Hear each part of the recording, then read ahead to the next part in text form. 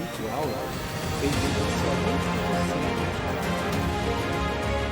questões inéditas, crime totalmente diferente, crime na inteligência social, muito vai. Fala pessoal, voltamos com mais um reta final. Essa semana aí de estudos, é a semana, né, da prova. Então o jeito aqui é fazer essa reta final com tudo. Tentar gabaritar as questões aí de direito e fazer você ser aprovado aqui. Por isso que nós estamos aqui. Eu sou o professor Roberto Fernandes e vamos junto nessa escalada aqui rumo à aprovação. Como você sabe, nós já temos milhares de aulas aqui. Milhares não, né? Mas um bocado de aula aí para você aqui na descrição do vídeo. Se você tá caindo agora, depois dá uma olhada aí. Dá tempo ainda de assistir algumas aí. Acelera o vídeo, levanta e vai, que vai para cima, meu querido. E aí, vamos lá para cima, né? Vamos para cima, quero dizer, vamos para cima da questão, detonar os temas. Só para não perder aí a viagem, não se esquece de se inscrever no Instagram, tá aparecendo o endereço para você aí. Só seguir lá, qualquer dúvida, manda pra gente. Além disso, pode também se inscrever no canal, comentar, compartilhar, meu amigo, e aperte o sininho, não se esqueça. A ideia aqui é ajudar você rumo à aprovação. Aqui, ó, eu tô deixando para você a playlist de todas as aulas, de todos os vídeos de quiz, reta final, teoria, questões, tá tudo aqui, ó, para você. Depois dá uma olhada com calma aí, vê se tem alguma aula que te interessa e assiste lá, beleza? Bom, pronto, já falei demais, vou soltar aquela nossa vinheta esperta e na volta a gente já começa detonando. Levanta e vai.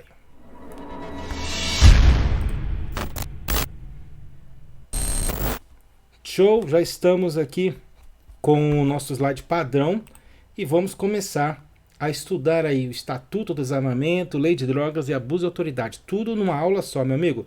Prepara o braço aí porque vai ter muita coisa para anotar. Vamos começar então, deixa eu pegar aqui a caneta, com a Lei de Abuso de Autoridade. Lei 13.869 de 2019. Está expresso aí essa lei para vocês. E dessa lei, o que você precisa saber? Quem é o sujeito ativo? Quando eu digo sujeito ativo, é quem pode cometer o crime. Então, já guarda essa informação lá que vai te ajudar lá em direito penal e nas outras leis. Ó, sujeito ativo, quem pode praticar o crime. Sujeito passivo, quem sofre a ação nuclear. Quem é a vítima? Essa é a ideia. Então, sujeito ativo aqui, ou seja, quem é que vai praticar o crime de acordo com a lei? Qualquer agente público, servidor ou não, da administração direta, indireta ou fundacional de qualquer dos poderes da União, do Estado, DF, município e território.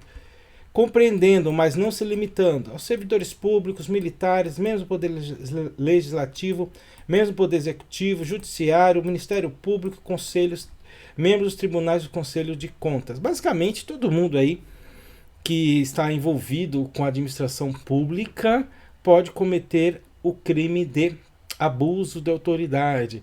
Tá aí conforme está na lei, mas, meus amigos, se colocar para você, pessoal do Tribunal de Contas pode cometer abuso de autoridade? Pode, não tem segredo.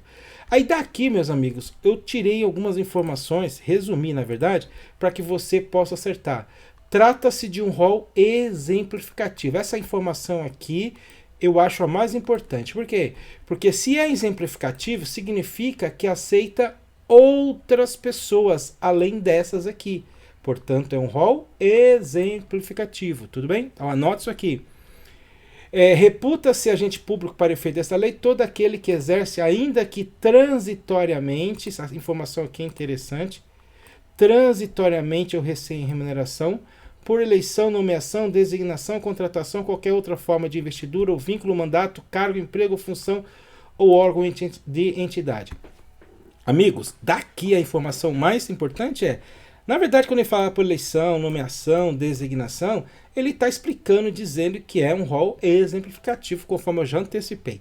Mas aqui, transitoriamente sem remuneração, significa dizer que uma pessoa que está exercendo a função pública, mesmo sem receber um centavo, também comete abuso de autoridade. ou aquele que está exercendo de forma temporária, de forma transitória, também comete. E aí os exemplos clássicos é o mesário, no dia da eleição. Não sei se alguém aí que está me assistindo já foi mesário. E quando você é mesário, você ganha aí, acho que é 20 a 30 reais, um todinho, uma bolacha aí negresco. Só isso. E naquele dia, você ganha só isso. Mas se você cometer alguma das irregularidades, você vai responder pela lei de abuso de autoridade. Porque naquele momento, enquanto você é ou era mesário, você era funcionário público para efeito da lei. Tá? Captou a mensagem? Então, professor, então aqui é de forma transitória, beleza. E se remuneração? Dá um exemplo aí. O jurado. Então, o jurado, quem não sei se alguém já foi jurado, o jurado não recebe nada. Enquanto for jurado no tribunal do júri, por exemplo, e cometer algo, vai ser servidor público para efeito da lei de abuso de autoridade. Tranquilo? Se cai na prova, normalmente cai esses dois exemplos. No caso da eleição, do mesário e dos jurados. Normalmente cai esses dois exemplos aí quando ele quer alguma coisa sobre transitório sem remuneração. Beleza? Entendido isso? Próximo tópico.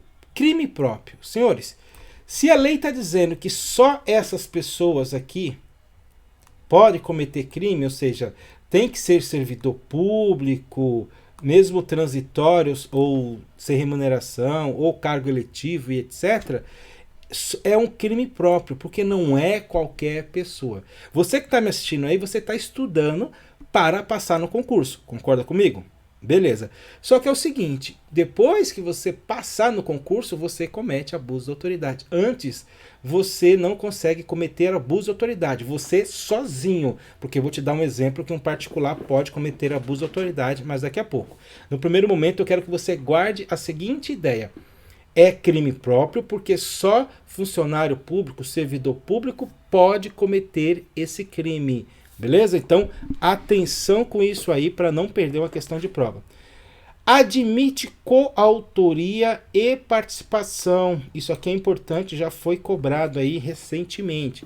Então, a lei de abuso de autoridade aceita a coautoria e participação. O que é coautoria e participação? Na verdade, você tem que saber o que é autor, coautor e partícipe. Autor é quem pratica o verbo do tipo, o verbo nuclear. Coautor é aquele que interage, praticando o verbo junto com o autor. E participação é aquele que tem uma participação de menor importância. Então eu vou te dar um exemplo aqui no crime de homicídio. A pessoa está lá dando facada no outro. Tá. Essa pessoa que está dando facada com a intenção de matar, ela é autora do crime de homicídio. Aí tá passando um doido na rua e fala, nossa, você tá dando facada no meu pior inimigo. Deixa eu dar uma facada aí também. Esse cara que falou, deixa eu dar uma facada aí também, ele é coautor. E quem é o partícipe? É aquele cara que tá na esquina olhando, falando assim, aí, pode dar facada que se chegar alguém eu aviso aqui. Ele não tá praticando o verbo, mas está participando do crime de alguma forma. Tranquilo? Então essa é a ideia.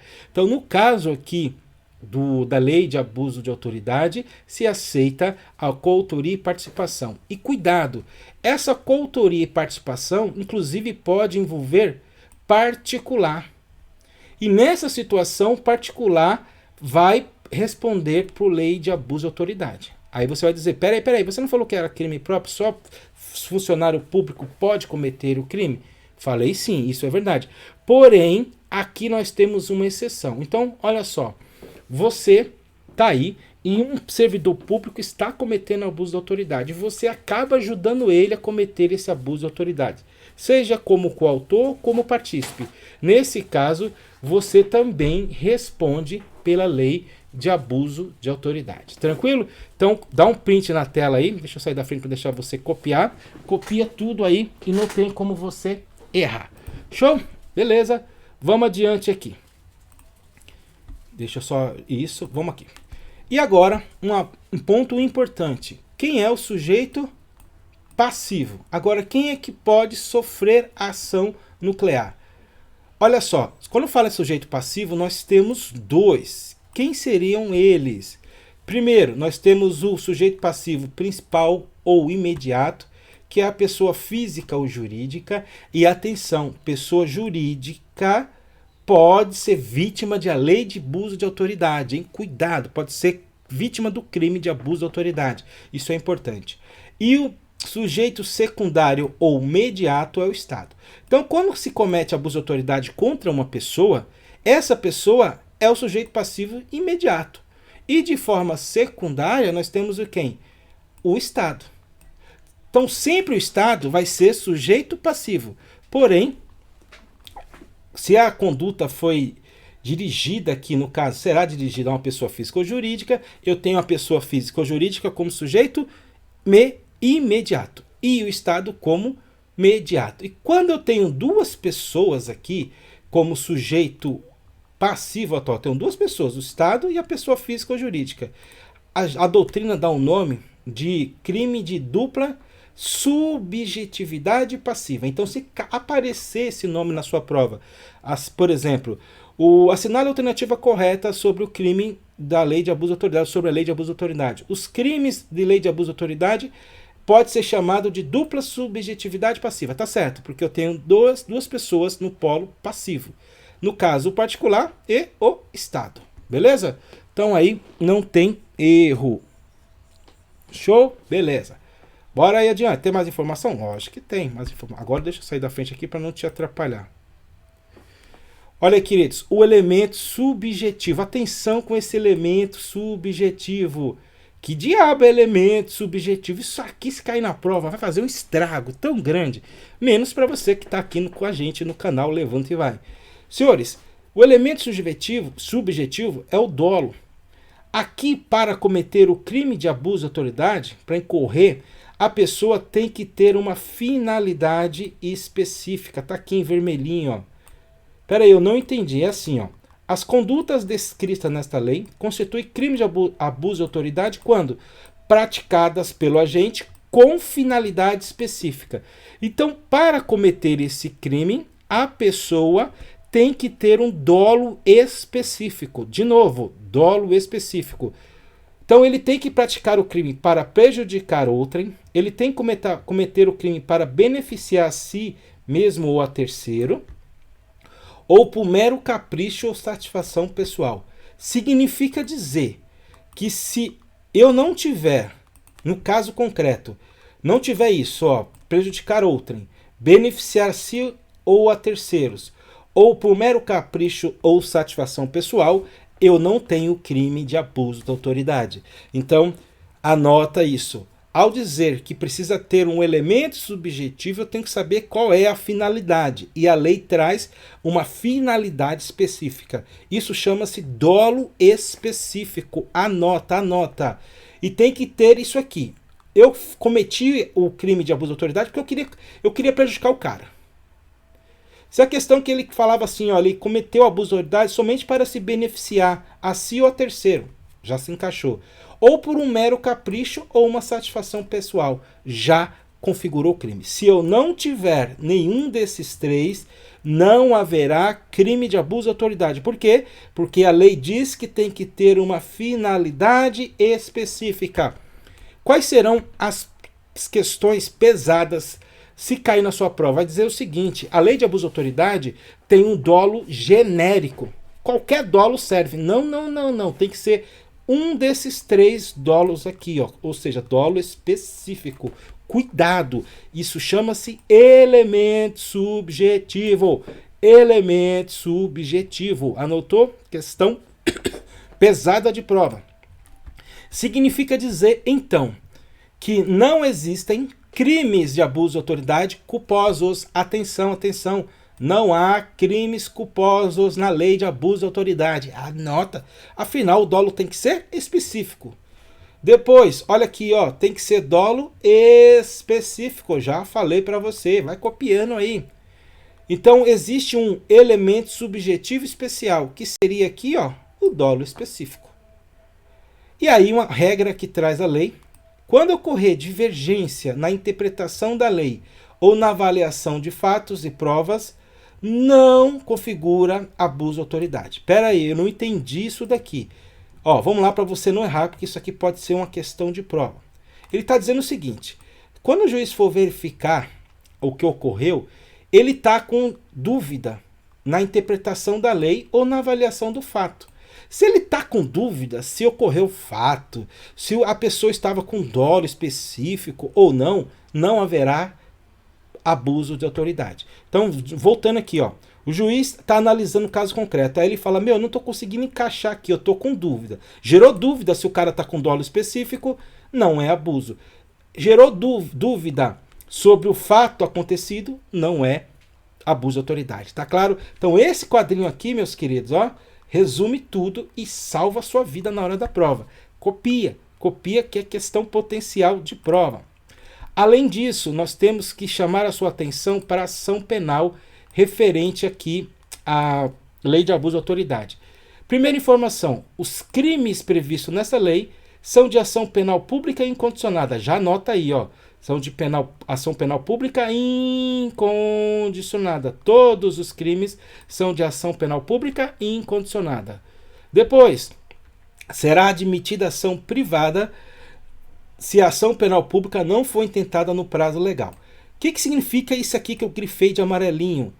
Chama-se, pode cair na sua prova, de ação penal privada subsidiária da pública. Funciona assim: o Ministério Público perdeu o prazo para fazer a denúncia. Se o Ministério Público, o MP, perdeu o prazo, o particular pode ir lá e ele faz a denúncia. Por isso chama-se ação penal privada subsidiária da pública.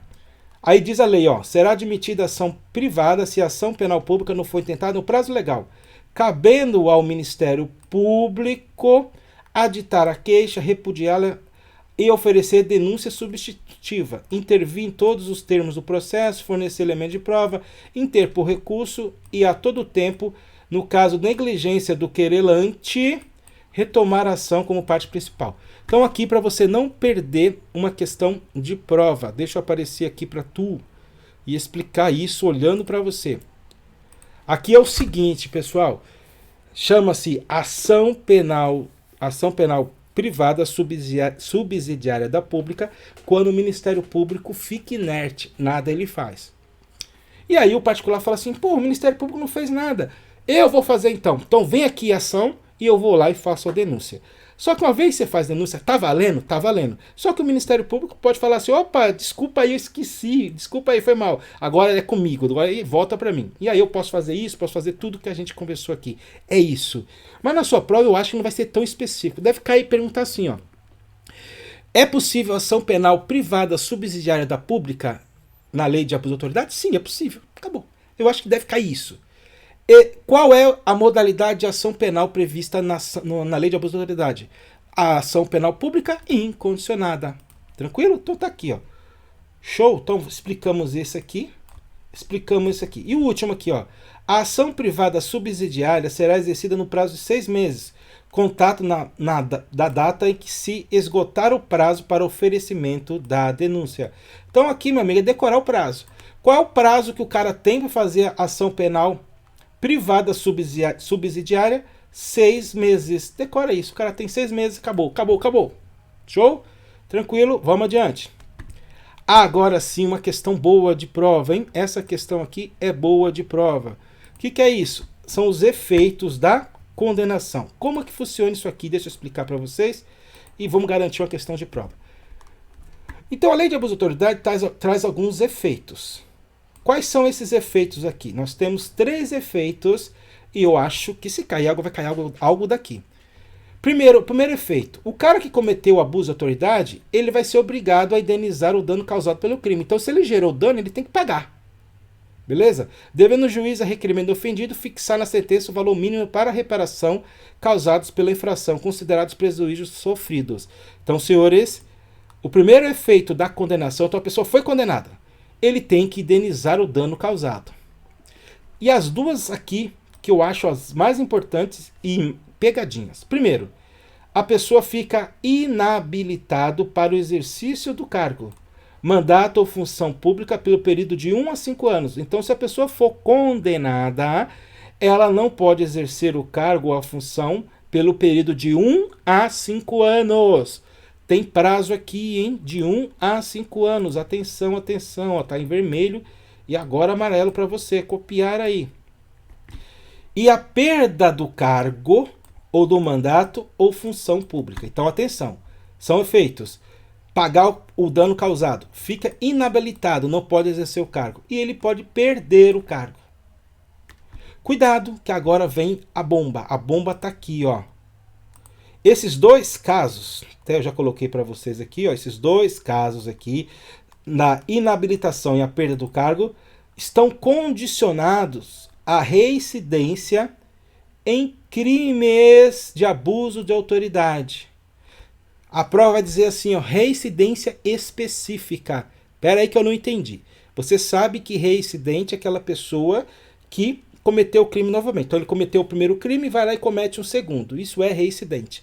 Aqui, a lei diz que tem que ser reincidente. Tem que ser reincidente, ó, em abuso de autoridade. Então tem que ser reincidente específico. Ele tem que ter cometido pela primeira vez abuso de autoridade, foi condenado. E depois cometer pela segunda vez outro crime de abuso de autoridade e ser condenado. Então nesse caso, olha aqui, ele cometeu 2 crimes de abuso de autoridade. É isso que a lei está dizendo. Está dizendo o seguinte, ó. Você cometeu o crime de abuso de autoridade pela primeira vez. Você não vai sofrer isso aqui pela primeira vez. Só que se você cometer de novo abuso de autoridade, agora você vai ter esses efeitos da condenação. Tudo bem? Porque assim, lá na parte dos crimes, gente, não vai dar tempo de falar aqui. Mas temos muita coisa bestinha. Sabe, um detalhe que você esquece, você responde por lei de abuso de autoridade. Por isso que a lei diz, ó, você tem que ser reincidente específico. Você tem que ser condenado 2 vezes pelo crime de abuso de autoridade. Então, olha lá. O primeiro crime que ele cometeu foi um crime, exemplo, tá? De furto. O segundo crime foi de abuso de autoridade. Cara, ele é reincidente específico? Não. Ele tem que cometer 2 vezes abuso de autoridade. Tá bom? Então, fique esperto e cuidado. Esses efeitos aqui, ó, não são automáticos. Significa dizer, se o juiz for aplicar a perda do cargo ou inabilitação, o juiz vai ter que declarar, vai ter que motivar na sentença por que ele está aplicando. Beleza? Anota aí e vamos adiante. Vamos continuar aqui. Vamos agora falar da lei de entorpecente e lei de drogas. Está lá no seu edital. Lei de drogas está aqui. Rapidinho na lei de drogas, meu querido. O que pode cair? A lei de drogas, você sabe, tem muito artigo. Eu peguei a parte que fala exclusivamente aqui sobre os crimes e as penas, que eu acredito que pode cair algo daqui. Veja bem, artigo 27 vai dizer: as penas previstas nesse capítulo, ou seja, nos crimes e nas penas, poderão ser aplicadas isoladas, cumulativamente, bem como substituído a qualquer tempo, desde que ouvido o Ministério Público ou defensor. Então vamos lá, se perguntar na sua prova, a condenação às penas na lei de drogas pode ser aplicada de forma isolada, mas também posso aplicar de forma cumulativa, 2 ou mais penas. Então, por exemplo, reclusão e multa. Mas eu posso também substituir a qualquer tempo a pena aplicada, desde que ouvido o Ministério Público e o defensor. Cuidado que a prova vai dizer assim, desde que ouvido o juiz não é ouvido, porque o juiz é que decide, mas depois de ouvido o Ministério Público e o defensor. Cuidado, a prova pode dizer também delegado de polícia, está errado, a lei diz só Ministério Público e defensor. Depois, querido, aqui o pau vai quebrar agora, hein? Artigo 28, que vai trazer o crime de consumo pessoal de drogas. Então, quem adquire, guarda, tiver em depósito, transportar ou trouxer consigo drogas para consumo pessoal, sem autorização ou desacordo com a legal ou regulamentar, será submetido às seguintes penas: advertência, prestação de serviço à comunidade, medida educativa de comparecimento a programa ou curso educativo. Atenção aqui, atenção, atenção, deixa eu até ficar aqui em cima, aparecer para você, porque aqui é importante demais. Atenção, esse artigo está punindo quem consome, o verbo, cuidado, quem porta, deixa eu até grifar aqui para vocês, ó, quem vai adquirir, quem tiver drogas guardadas, quem tiver em depósito ou quem estiver transportando, além de trazer consigo drogas para consumo pessoal. Então o cara tem que estar com a droga no bolso, no sapato, na meia, sei lá onde, ou está fumando ali a maconha. E você, policial, abordou o cara. E o cara lá está com charutão na mão. Aquele cara está o quê? com drogas, ele está portando drogas. Cuidado, o verbo consumir não existe aqui, não tem verbo consumir. Então se cair na prova uma situação dizendo o seguinte, que o cara estava lá parado, aí você passou lá com a viatura e você sentiu o cheiro de maconha, você volta a mão na cabeça, aí o cara fala para você, aí senhor, tá na mente. Aí você fala, tá na mente? Então tá preso por consumo pessoal de drogas. Não pode. Por quê? Porque não tem o verbo consumir aqui, tá? Tem aqui, ó, para consumo pessoal, mas consumir não. Então ele tem que estar com a droga. Então, olha aqui, se você parou o cara tá com um charutão, engoliu ali a droga, e aí mastigou a droga, consumiu a droga. Você não pode pegar ele aqui por consumo pessoal. Tá claro isso aqui? E esse crime aqui não tem prisão. O importante dele é que não tem prisão. E a prova pode perguntar, não tem prisão, não tem prisão, não tem prisão. De novo, não tem prisão. De novo, não tem prisão. Repetir isso para você não errar essa questão. Então, se a questão falar que o cara estava com drogas para consumo pessoal, ele tomará uma pena de detenção, prisão simples, reclusão, porra nenhuma. Por quê? Quais são as penas aplicadas? Advertência, prestação de serviço à comunidade ou essas medidas educativas. Não tem prisão. Show? Decora essas penas aqui. Infelizmente tem que decorar essas penas. Quem tiver drogas, trazer consigo, tiver em depósito, adquirir drogas para consumo pessoal, o máximo que pode acontecer é receber uma advertência. O juiz vai falar, meu filho, não usa droga, isso faz mal para a saúde. Vai embora, vai, tchau. Ou vai falar pro cara, ó, agora você vai fazer um serviço à comunidade aí, ou vai participar de cursos e palestras aí, é isso, só isso. Beleza? Então essa é a penalidade. E atenção, essas duas penas aqui, ó, prestação de serviço à comunidade e medida educativa de comparecimento, ela tem prazo, tudo bem? Olha só, os prazos de prescrição no caso aqui, de 5 meses se o cara é primário e 10 meses se é reincidente. Então é só guardar esses prazos aqui. Esses prazos aqui, pessoal, refere-se à prescrição do crime, tá bom? Então fique esperto aí. Beleza? Ok.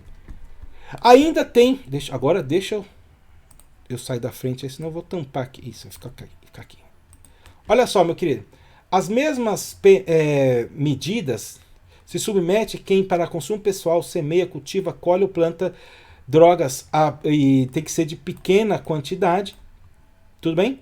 Então olha aqui, o cara tem lá uma plantação no seu apartamento de 2 vasinhos de maconha. E aí, pessoal, o cara responde pelo mesmo crime do anterior. Aqui, ó, vai receber essas penas. Cuidado, agora você tem hectares, aí sem chance, aí é traficante. Aqui, ó, pequena quantidade. Beleza? E agora vem um tópico muito importante.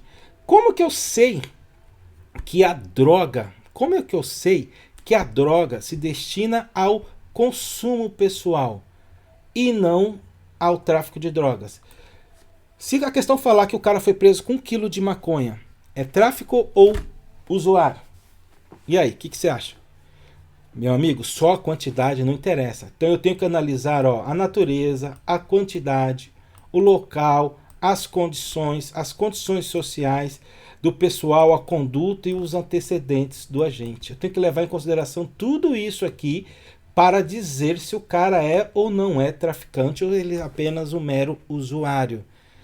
E aí você fala da quantidade. Pessoal, teve um ator global aí, da Globo, mas faz tempo.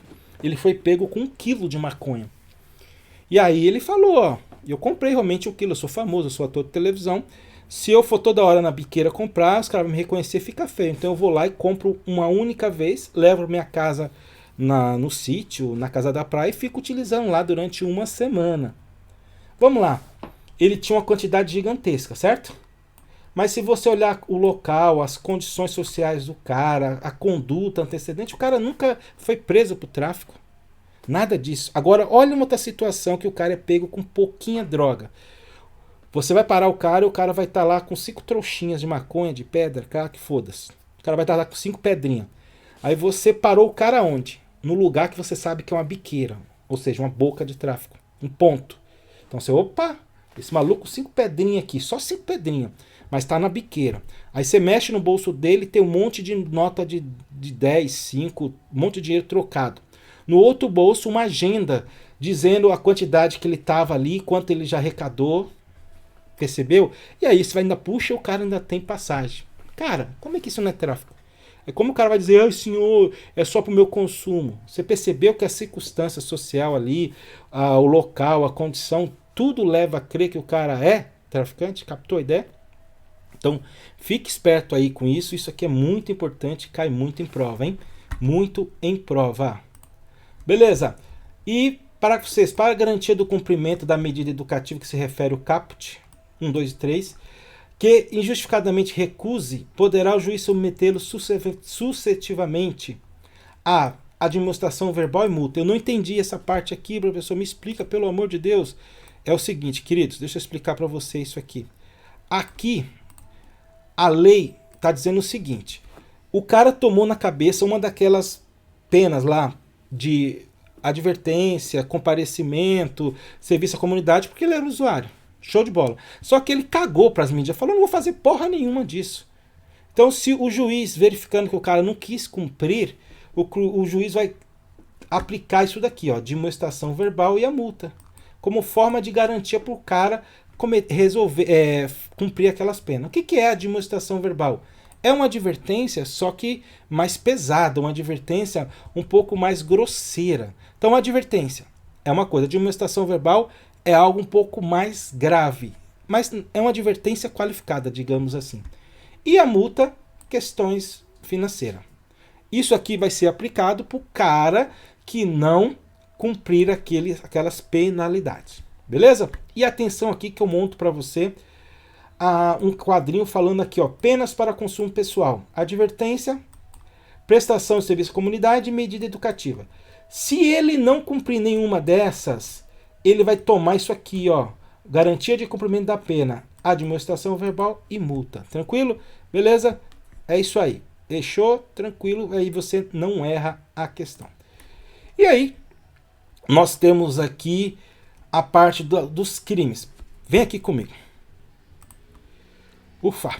Pessoal, vamos fazer o seguinte, para o vídeo não ficar muito grande, eu vou parar aqui e no próximo vídeo, já na sequência, eu já venho com a continuação, porque eu ainda tenho que falar algumas coisas do crime de abuso de lei de entorpecentes, ainda tem o crime de estatuto do desarmamento, então esse vídeo aqui vai ficar muito gigantesco, eu preciso beber água, fazer as coisas aqui, tranquilo? Então, já volto com vocês. No próximo vídeo, na sequência, é a continuação desse. Eu vou voltar exatamente de onde eu parei, beleza? Levanta e vai, até daqui a pouco.